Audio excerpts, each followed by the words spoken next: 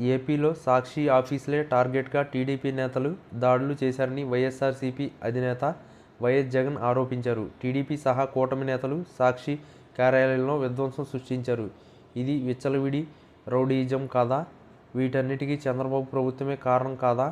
Media గొంతు నొక్కే ప్రయత్నం చేయడం తప్పుడు సాంప్రదాయమే కదా? ఇది దేనికి సంకేతం అని ప్రశ్నించారు. వైఎస్ఆర్సీపీ అధినేత వైఎస్ జగన్ తాజాగా మీడియాతో మాట్లాడుతూ సీనియర్ జర్నలిస్ట్ కొమ్మినేని శ్రీనివాసరావు ఏం పాపం చేశారని అరెస్ట్ చేశారు. అనలిస్ట్ మాటలకు కొమ్మినేని ఏం సంబంధం? గతంలో కేఎస్ఆర్ ఉద్యోగాన్ని కూడా చంద్రబాబు ఊడగొట్టించారు. ఆయనపై పగతోనే ఇదంతా చేశారు. పత్రికల గొంతు నులిపే కార్యక్రమం ధర్మమేనా?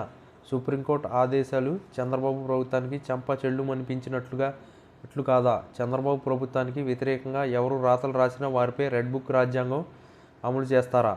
ఇది విచ్చలవిడి రౌడీయిజం కాదా? వీటన్నిటికీ చంద్రబాబు కారణం కాదా? పక్కా ప్లాన్ ఓ ప్రణాళికతో సాక్షి ఆస్తులను ధ్వంసం చేసే కుట్ర జరిగింది. సాక్షి ఆస్తులపై టీడీపీ నేతలు ధ్వంసం చేసినప్పుడు ప్రభుత్వం ఏం చేస్తుంది? ఈరోజు సాక్షి టార్గెట్గా దాడులు చేశారు. రేపటి రోజున మరొకరిపై దాడులు చేస్తారా? మీడియా గొంతు నొక్కే ప్రయత్నం చేయడం తప్పుడు సాంప్రదాయమే కదా? ఇది ఇలాగే కొనసాగితే ఎలా?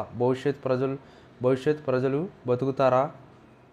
ప్రజాస్వామ్యం అనేది ఏపీలో ఉందా? చంద్రబాబుకు సుప్రీంకోర్టు తీర్పు చెంపపెట్టు కాదా? ఇప్పటికైనా కూటమి ప్రభుత్వం బుద్ధి తెచ్చుకోవాలి.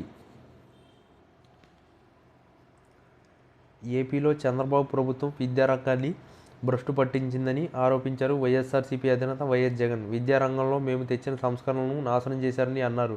తల్లులకు డబ్బులు ఇవ్వకుండా మోసం చేశారని అన్నారు. దీనిపై ఎవరైనా ప్రశ్నిస్తే మీ నాలుక మందం అని బెదిరిస్తుందని వైఎస్ జగన్ తెలిపారు.